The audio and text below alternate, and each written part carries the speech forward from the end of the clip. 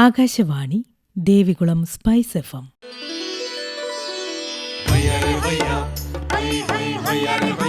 കിസാൻ വാണി.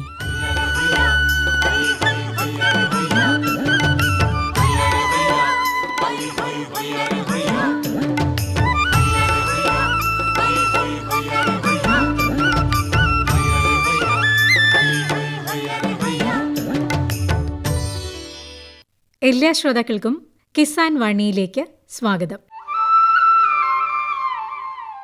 ഈ പരിപാടിയുടെ പ്രായോജകർ കേന്ദ്ര കൃഷി കർഷകക്ഷേമ മന്ത്രാലയം, ഭാരത സർക്കാർ.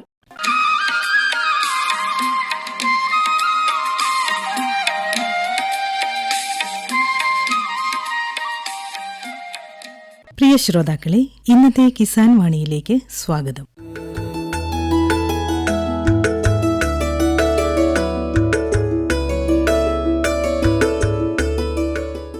കാമാക്ഷി ഗ്രാമപഞ്ചായത്തിലെ നെല്ലിപ്പാറയിൽ സമ്മിശ്ര കൃഷി ചെയ്യുന്ന ശ്രീ ഷാജി അബ്രഹാം താണുവേലിൽ തന്റെ കാർഷിക അനുഭവങ്ങൾ വിവരിക്കുകയാണ് ഇന്നത്തെ കിസാൻ വാണിയിൽ.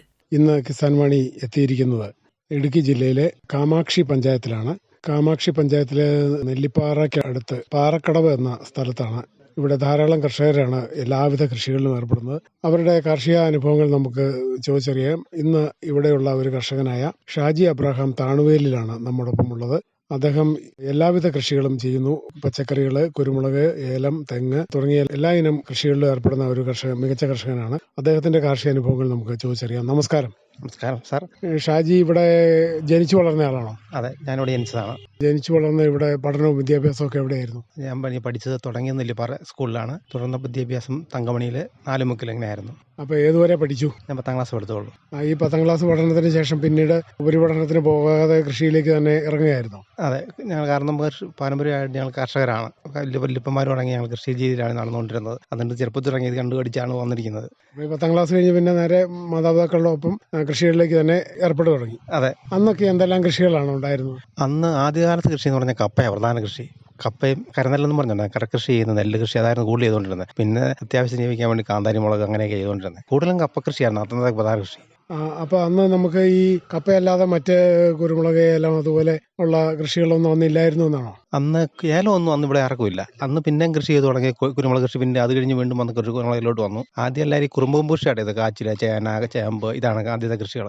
അതായത് നമുക്ക് ഭക്ഷണത്തിന് ആവശ്യമുള്ള സാധനങ്ങളാണ് അന്ന് കൂടുതലായിട്ടും ആളുകൾ ഉൽപ്പാദിപ്പിച്ചുകൊണ്ടിരുന്നത്. അതെ, നമുക്ക് ജീവിക്കുക എന്നുള്ളതാണ് ആദ്യത്തെ പ്രശ്നം. അതുകൊണ്ട് നമ്മൾ ആദ്യം പെട്ടെന്ന് 6 മാസം കൊണ്ട് കൃഷി എടുക്കാവുന്ന രീതിയാണ് ചെയ്തുകൊണ്ടിരുന്നത്. അന്നത്തെ ഇവിടുത്തെ ഈ വഴി സൗകര്യങ്ങളൊക്കെ എങ്ങനെയൊക്കെയായിരുന്നു? നമുക്ക് പുറലോകമായിട്ട് ബന്ധപ്പെടാനുള്ള വഴി സൗകര്യങ്ങളൊക്കെ ഉണ്ടായിരുന്നു? വഴി സൗകര്യം തീരെ ഇല്ലാത്ത സമയങ്ങളായിരുന്നു. അത് വഴി എന്ന് പറഞ്ഞാൽ കാളവണ്ടിയായിരുന്നു അന്ന് ഉപയോഗിച്ചുകൊണ്ടിരുന്നത്. നടന്ന് കട്ടപ്പനയ്ക്കൊക്കെ സാധനം കൊണ്ട് തലച്ചോട് കൊണ്ടുപോകും. അത് രാവിലെ കൊണ്ട് വിൽക്കണമെങ്കിൽ ഇവിടെ രാത്രിക്ക് തന്നെ ചുമന്നുകൊണ്ട് പോകുക, തലച്ചോടായിട്ട് പോവുകയായിരുന്നു. ഇവിടുന്ന് എത്ര ദൂരമുണ്ട് കട്ടപ്പനയ്ക്ക്? കട്ടപ്പനയ്ക്ക് 16 കിലോമീറ്റർ ഉണ്ട്. അപ്പോൾ ഈ 16 കിലോമീറ്റർ ദൂരം ഇവിടെ നിന്ന് ഈ നമ്മൾ ഉൽപ്പാദിപ്പിക്കുന്ന ഉൽപ്പന്നങ്ങൾ പോലും വിൽക്കണമെങ്കിൽ നടന്ന് കൊണ്ടുപോകണമായിരുന്നു അല്ലേ?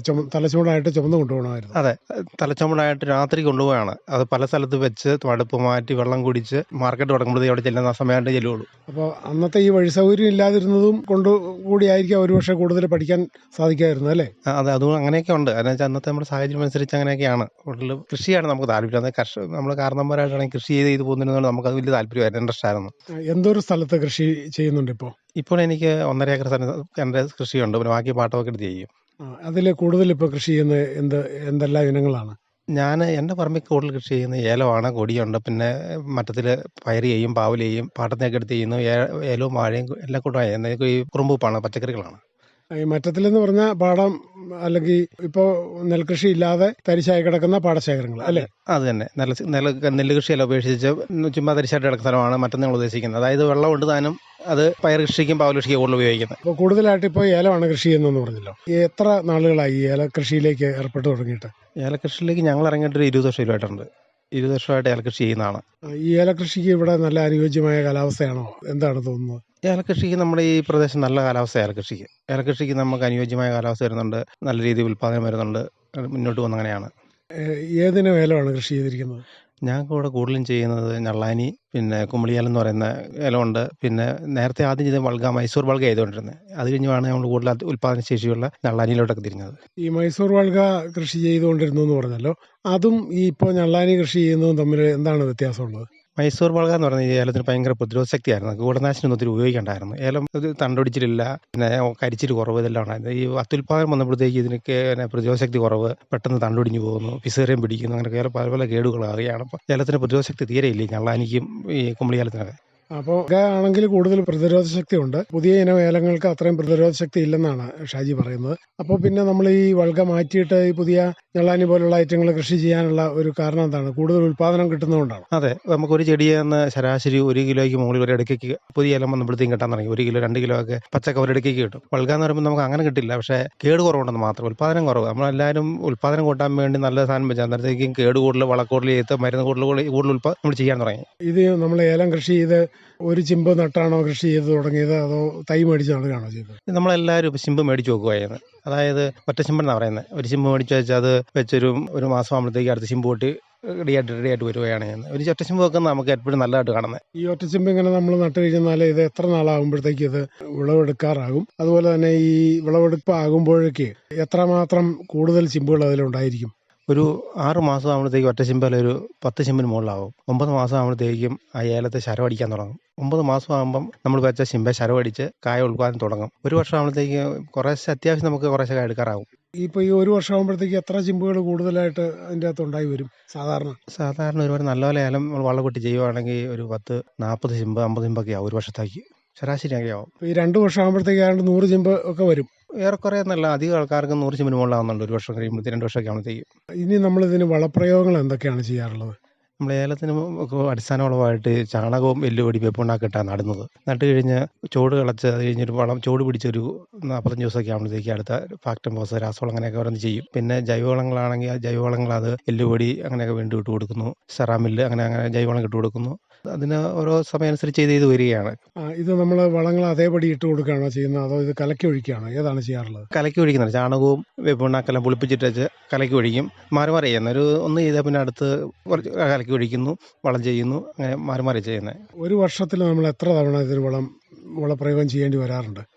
നമ്മൾ ഈ കലക്കി ഒഴിക്കുന്ന ഒരു 4 പ്രാവശ്യം 5 പ്രാവശ്യമൊക്കെ ചെയ്യും. പിന്നെ വളം ചെയ്യുന്ന 2 പ്രാവശ്യം ചെയ്യുള്ളൂ. ഇനി ഇതിൻ്റെ നമ്മൾ മരുന്ന് കളിക്കുമല്ലോ, അത് ഒരു വർഷത്തിൽ എത്ര തവണ മരുന്ന് കളിക്കേണ്ടി വരും? അല്ലെങ്കിൽ എത്ര ദിവസം കൂടുമ്പോഴാണ് മരുന്ന് കളി നടത്തുന്നത്? ശരിക്കും നമ്മളിവിടെ ചെയ്യുന്ന ഒരു ഏലകൃഷിക്കാർ കൂടുതൽ ചെയ്യുന്നത് ഒരു 20 ദിവസം മരുന്ന് കഴിക്കും. ഒരു മാസത്തിൽ ഒന്നേലും വേണം. അത് എന്തെങ്കിലും ഏലത്തിൻ്റെ ചിമ്പ് കുത്തിപ്പാകാതെയും കായ്ക്ക് ചൊറി പിടിക്കാതെ ഇരിക്കുകയുള്ളൂ. അതുപോലെ ഇത് നമ്മൾ ഇതിൻ്റെ ഈ ഉണങ്ങിയ കൈകൾ ഒക്കെ ഒരുക്കി നിർത്തേണ്ടിയൊക്കെ വരുമല്ലോ, അതൊക്കെ എങ്ങനെയാണ്? എത്ര തവണ ചെയ്യേണ്ടി വരാറുണ്ട്? നമ്മൾ ഉണങ്ങിയ കൈകളൊക്കെ ഒരുക്കുന്ന പറയുന്നത് വേനലാകുന്നതിന് മുമ്പായി ഒരുക്കുന്നത്. അതായത് ഈ ഒരുക്കി പുതയിടുന്ന പറയുന്നത്, ഇതിൻ്റെ പൊളിഞ്ഞു പോകുന്നതെല്ലാം ഒരുക്കി ഈ പുതയിടുന്നു. അതുപോലെ ഏലക്കായ എടുക്കുന്ന സമയമാകുമ്പോൾ വീണ്ടും തെളിച്ച് ഏലക്കായ എടുക്കാറുന്നതിന് മുമ്പ് തെളിക്കുന്നു. ചൂടെല്ലാം ക്ലീൻ ചെയ്യുന്നു, മരുന്നടിക്കാൻ വേണ്ടി ക്ലീൻ ചെയ്യുന്നു. ഇതെല്ലാം വൃത്തിയാക്കിയിട്ട് കഴിഞ്ഞാൽ കേടുകളും കീടങ്ങളും കുറയും. അപ്പോൾ അടിയെല്ലാം നമ്മൾ വൃത്തിയായിട്ട് ഇടും. വേനലാകുമ്പോഴത്തേക്കും പുതയിട്ട് വെക്കുമ്പോൾ.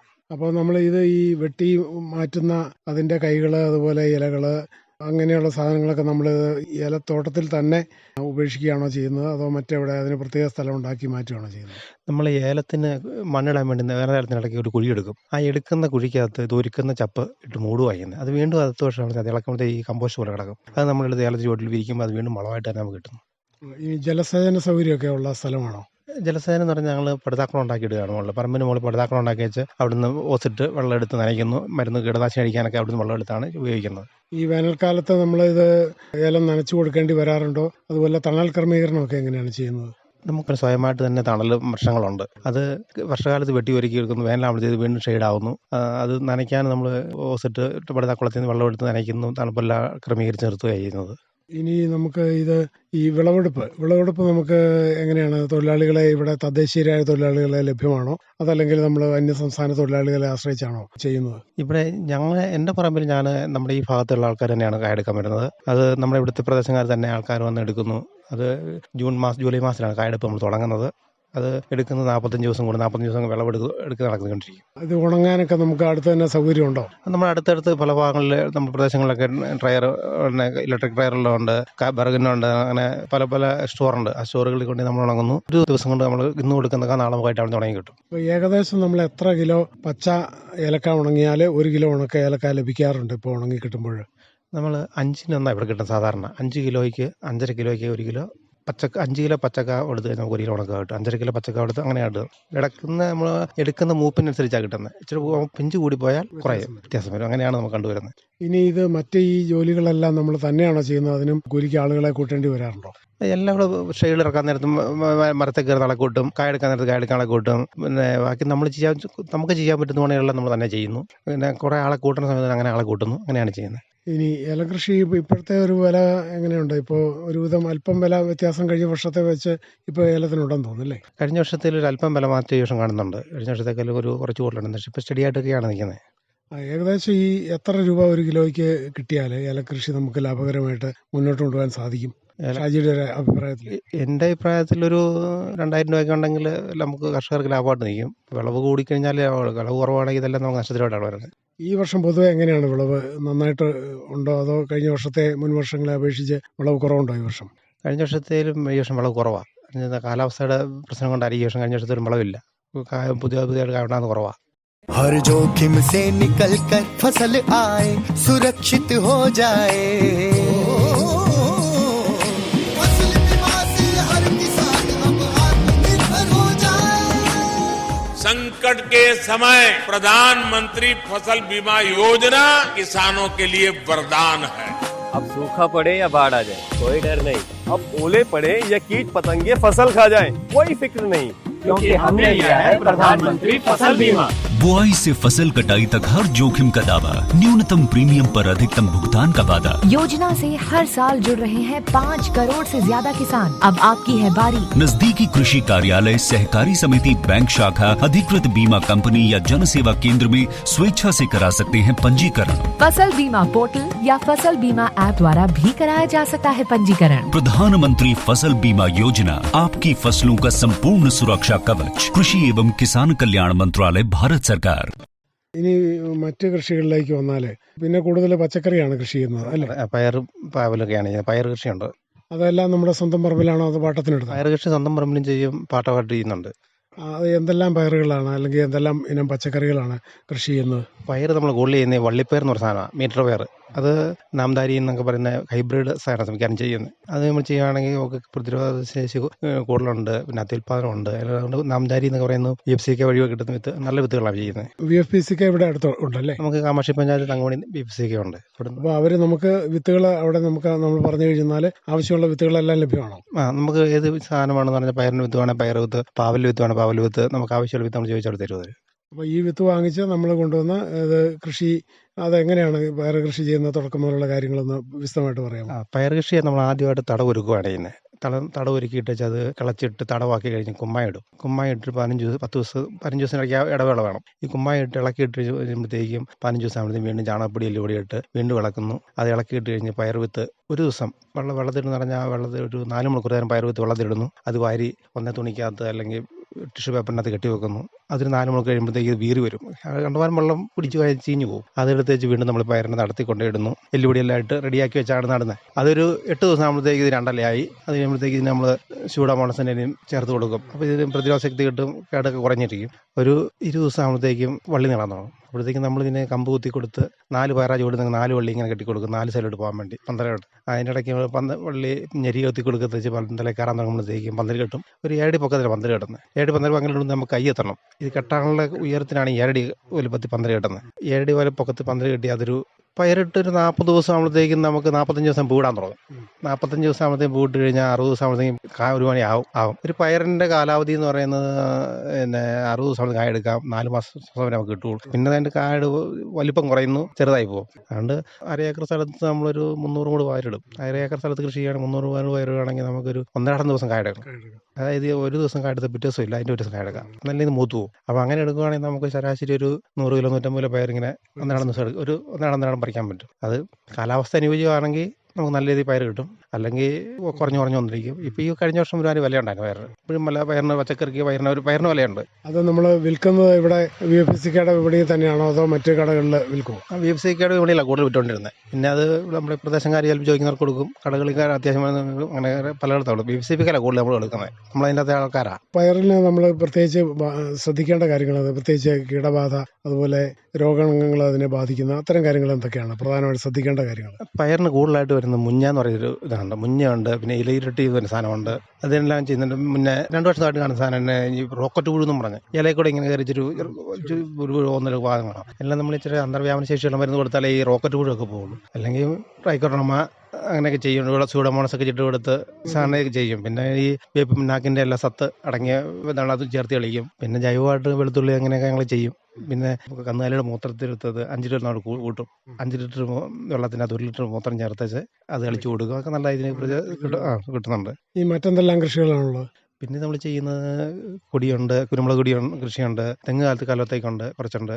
കൂടുതൽ പിന്നെ ഉള്ള നമുക്ക് കൊടിയുണ്ട്, ഏലം കഴിഞ്ഞാൽ കൊടിയുണ്ട്, പയർ, ഇങ്ങനെ കൊടി, വാഴ, തുടങ്ങി എല്ലാ കൂട്ടവും നമ്മൾ കൃഷികളല്ല. ഇവിടുത്തെ എല്ലാ പ്രദേശക്കാരെന്ന് വെച്ചാൽ എല്ലാ കൃഷിയും ചെയ്യും. അപ്പോൾ എല്ലാ കൃഷിയും ചെയ്യുന്നത് കൊണ്ട് തന്നെ നമുക്ക് ഒന്നല്ലെങ്കിൽ മറ്റൊന്നിൽ വിളവിൽ ഒരുവിധം ആദായം അല്ലെങ്കിൽ വില ലഭിക്കും.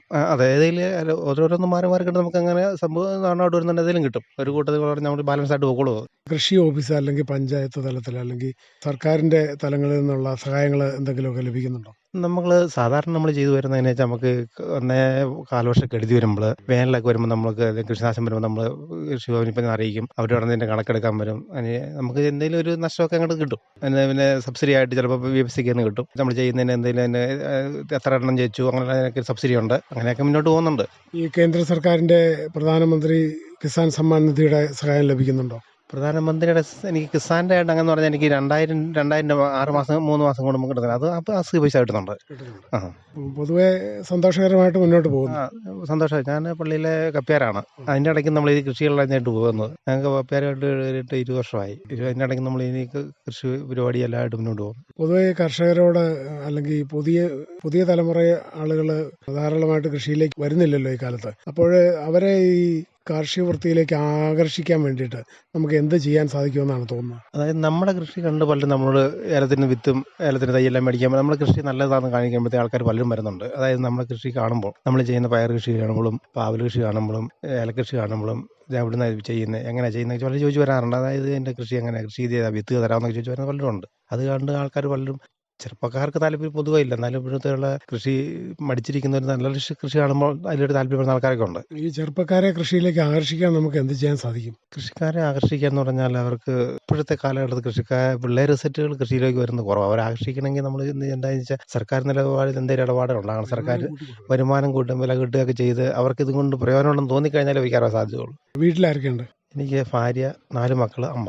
എൻ്റെ അമ്മയുടെ പേര് മറിയക്കുട്ടി, ഭാര്യയുടെ പേര് മോളി, 4 മക്കൾ, 4 ആൺമക്കളിൽ 3 പേര് കല്യാണം കഴിച്ചു. ഒരാൾ കല്യാണം കഴിക്കാറുണ്ട്. പിന്നെ മൂത്തമ്മൻ്റെ പേര് നിതിൻ. രണ്ടാമത്തെ ഇരട്ടപ്പിള്ളേരാണ് അവർ, ആന്റണി, മൈക്കിൾ. അവർ 3 പേരുടെ കല്യാണം ഒരു ദിവസമായിരുന്നു. അത് 3 പേർക്കും പിള്ളേരായി. ഇളയവൻ പഠിച്ചുകൊണ്ടിരിക്കുന്നു. അപ്പോൾ സന്തോഷകരമായിട്ട് മുന്നോട്ട് പോകുന്നു അല്ലേ? അതെ, സന്തോഷകരമായിട്ട് മുന്നോട്ട് പോകുന്നു. എന്തായാലും ഒത്തിരി സന്തോഷം. പ്രിയ ശ്രോതാക്കളെ, കാമാക്ഷി പഞ്ചായത്തിലെ നെല്ലിപ്പാറയ്ക്കടുത്ത് പാറക്കടവിലെ ഒരു സമ്മിശ്ര കർഷകനായ ഷാജി അബ്രാഹമാണ് ഇത്രയും നേരം തന്റെ കാർഷികാനുഭവങ്ങൾ നമ്മോട് പങ്കുവച്ചത്. ഇത്തരം കാര്യങ്ങൾ ശ്രോതാക്കൾക്ക് വേണ്ടി പങ്കുവച്ചതിന് നന്ദി. നമസ്കാരം. കാമാക്ഷി നെല്ലിപ്പാറയിലെ സമ്മിശ്ര കർഷകനായ ശ്രീ ഷാജി അബ്രാഹാം താണുവേലിലുമായി ഇതുവരെ സംസാരിച്ചത് ജോഷി തോമസ്. പ്രധാനമന്ത്രി കിസാൻ സമ്മാൻ നിധി ഈ പദ്ധതിയിൻ കീഴിൽ 2 ഹെക്ടർ വരെ കൈവശ ഭൂമിയുള്ള കർഷക കുടുംബത്തിന് 6000 രൂപ പ്രതിവർഷം നൽകുന്നതായിരിക്കും. അർഹരായ കർഷകർക്ക് 2000 രൂപ വീതം 3 തവണകളായി നേരിട്ട് അവരുടെ അക്കൗണ്ടിൽ നിക്ഷേപിക്കുന്നതായിരിക്കും. ഈ ചെറുകിട നാമമാത്ര കർഷക കുടുംബങ്ങളെ സംസ്ഥാന സർക്കാർ തെരഞ്ഞെടുത്തുകൊണ്ടിരിക്കുകയാണ്. ഈ പദ്ധതിയുടെ മുഴുവൻ ചെലവും ഭാരത സർക്കാരാണ് വഹിക്കുന്നത്. പ്രധാനമന്ത്രി കിസാൻ സമ്മാൻ നിധി കർഷകരുടെ കൃഷിപരമായ പുതിയ അഭിമാനം. കൃഷി കർഷക ക്ഷേമ മന്ത്രാലയം, ഭാരത സർക്കാരിൽ നിന്ന് ജനതാൽപര്യാർത്ഥം. കിസാൻ വാണിയിൽ ഇനി കാർഷിക അറിവുകൾ കേൾക്കാം. ചിപ്പിക്കൂൺ. എക്കാലവും കൃഷി ചെയ്യാൻ അനുയോജ്യമാണ് ചിപ്പിക്കൂൺ. വീട്ടിലെ അടുക്കളയിൽ പോലും ഇത് വളർത്താം. ചിപ്പിക്കൂൺ കൃഷി എങ്ങനെ ചെയ്യാമെന്ന് ലളിതമായി വിശദീകരിക്കുന്ന ഒരു പ്രഭാഷണം ഇപ്പോൾ കേൾക്കാം. കൂൺ കൃഷി പരിശീലകനും സംരംഭകനുമായ ശ്രീ കെ പരമേശ്വരൻ തയ്യാറാക്കിയ ലേഖനത്തിൽ നിന്ന്. കേരളത്തിൽ എല്ലായ്പ്പോഴും ചിപ്പിക്കൂൺ കൃഷി ചെയ്യാം. പോഷകസമൃദ്ധവും സ്വാദിഷ്ടവുമായ ഈ ഭക്ഷ്യവസ്തു വീട്ടിലെ അടുക്കളയിൽ പോലും വളർത്താൻ സാധിക്കും. പരമാവധി ശുചിത്വം പാലിക്കണമെന്ന് മാത്രം. 21 ഡിഗ്രി സെൽഷ്യസ് മുതൽ 30 ഡിഗ്രി സെൽഷ്യസ് താപനിലയും 75% ആർദ്രതയുമാണ് അനുകൂലം. കൂൺ വിത്ത്, സ്പോൺ, മാധ്യമമായി വൈക്കോൽ അല്ലെങ്കിൽ ഉണങ്ങിയ വാഴക്കൈ, ഇല, നീളം കൂടിയ പുല്ലുകൾ എന്നിവ കൃഷിക്ക് ഉപയോഗിക്കാം. പോളിത്തീൻ കവറോ പ്ലാസ്റ്റിക് സഞ്ചിയോ കൂടെയായാൽ എല്ലാമായി. കൃഷിരീതി: നന്നായി ഉണങ്ങിയ പുതിയ വൈക്കോൽ ആവശ്യാനുസരണം എടുക്കുക. വാഴയിലയോ കയ്യോ പുല്ലോ ആണെങ്കിൽ 3 ഇഞ്ച് നീളത്തിൽ മുറിക്കുക. വൈക്കോൽ 8 മുതൽ 18 മണിക്കൂർ വരെ വെള്ളത്തിൽ താഴ്ത്തി വെച്ച് കുതിർക്കുക. എന്നിട്ടത് പുറത്തെടുത്ത് വെള്ളം വാലാൻ വൃത്തിയുള്ളിടത്ത് 15 മിനിറ്റ് വയ്ക്കുക.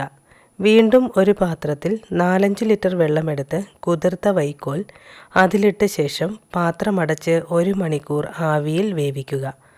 അണുവിമുക്തമാക്കിയ ഈ മാധ്യമം ഡെറ്റോൾ കൊണ്ട് തുടച്ച ഒരു പ്രതലത്തിൽ വിതറി കഴിവതും വെയിൽ കൊള്ളിക്കാതെ ഉണക്കണം. ഇടയ്ക്കിടെ കുടഞ്ഞിടുക. കൃഷിക്ക് ആവശ്യമായ വൈക്കോലിലെ ഈർപ്പനില 30% മുതൽ 40% വരെയാണ്. ഇത് മനസ്സിലാക്കാൻ ഒരു പിടി വൈക്കോലെടുത്ത് പിഴിയണം. വെള്ളം തുള്ളിയായി ഇറ്റ് വീഴാതിരിക്കുക. ഒപ്പം വൈക്കോലിൽ ഈർപ്പം ഉണ്ടായിരിക്കുക. ഇതാണ് പരുവം. ഇങ്ങനെ പാകപ്പെടുത്തിയ വൈക്കോൽ 20 സെൻറ്റിമീറ്റർ ചുറ്റളവിലും 8 സെൻറ്റിമീറ്റർ ഉയരത്തിലും ചുമ്മാടുകളായി ചുറ്റിവയ്ക്കുക. ഡെറ്റോൾ കൊണ്ട് വൃത്തിയാക്കിയ ഒരു പ്ലേറ്റിൽ 1 കവർ സ്പൂണിൻ്റെ പകുതി ഭാഗമെടുത്ത് കൈകൊണ്ട് ഞെരടി വേർതിരിച്ച് 6 തുല്യ ഭാഗങ്ങളായി ഭാഗിച്ചു വയ്ക്കുക.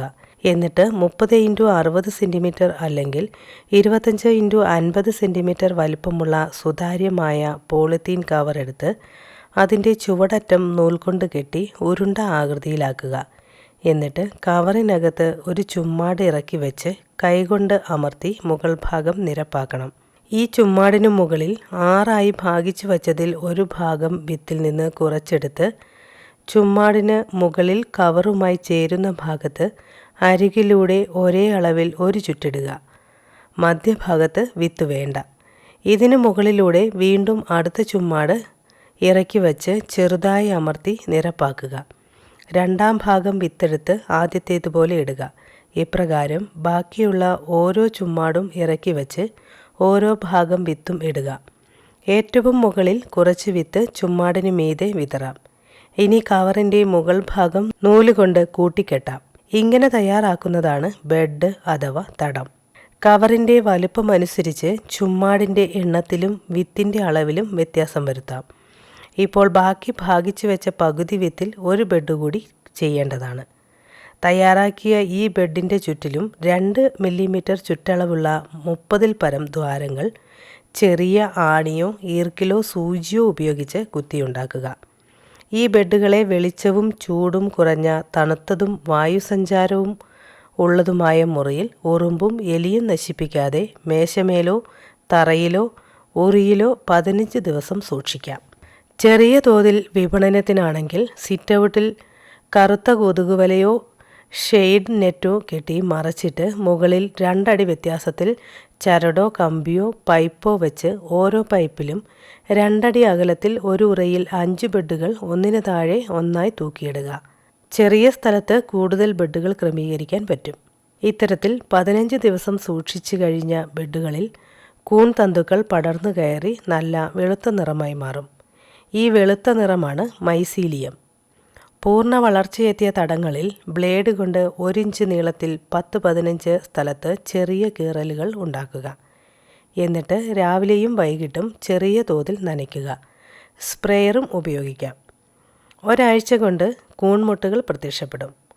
മൊട്ടുകൾ ഒരു പയർമണിയുടെ വലിപ്പം ആയാൽ 3-4 ദിവസമാകുമ്പോൾ കൂണിനെ ഏതെങ്കിലും ഒരു വശത്തേക്ക് കറക്കി ചുവടോടെ ഇളക്കിയെടുക്കാം. കൂൺ വന്നു കഴിഞ്ഞാൽ വെള്ളം തളി പാടില്ല. വെള്ളം വീണാൽ കൂൺ അഴുകും. പകരം ബെഡിനടുത്ത് നനഞ്ഞ തുണികൾ തൂക്കിയിട്ടാലും മതി.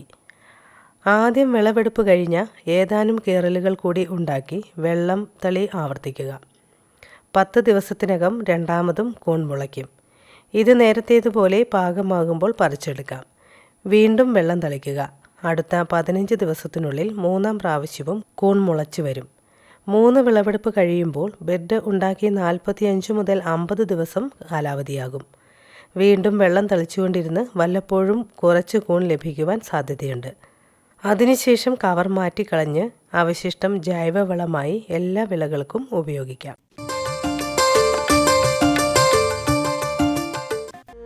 सूखा हो या बेमौसम की बरखा हो, कीड़ा लगे खेत में या दुविधा हो, बहुत ही कम प्रीमियम पे पूरी हो भरपाई, फसल बीमित रहे कटाई के बाद भी भाई। हाँ, ऋणी या अऋणी अब हर किसान लाभ उठाए, एक मौसम एक दर है, सब किसान बीमा कराए, प्रधानमंत्री फसल बीमा योजना से हर किसान मुस्काए।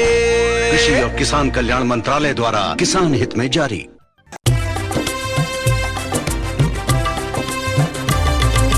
സഹകരണത്തിൻ ബലത്തിൽ വികാസത്തിനു ചുവടുവയ്ക്കാം. ജനപങ്കാളിത്തകരുത്തുമായി മുന്നോട്ടെന്നും നീങ്ങുക നാം. ജനകോടിയിൽ ഈ വിപ്ലവം ഉണർത്തിയല്ലോ വിശ്വാസം. നാം ഒത്തുചേർന്ന വികാസത്തിന് പതാക പറത്തിടാം. സഹകരണം നമ്മുടെ വികാസത്തിൻ പ്രതീകം. പുതുയുഗത്തിൽ സഹകരണം താനിന്റെ തൻപ്രതാപം. കൃഷി മന്ത്രാലയം, ഭാരത സർക്കാരിൽ നിന്ന് ജനതാൽപര്യാർത്ഥം. ഈ പരിപാടിയുടെ പ്രായോജകർ കേന്ദ്ര കൃഷി കർഷകക്ഷേമ മന്ത്രാലയം, ഭാരത സർക്കാർ. എല്ലാ കിസാൻ വാണി ശ്രോതാക്കൾക്കും കൂപ്പുകൈ.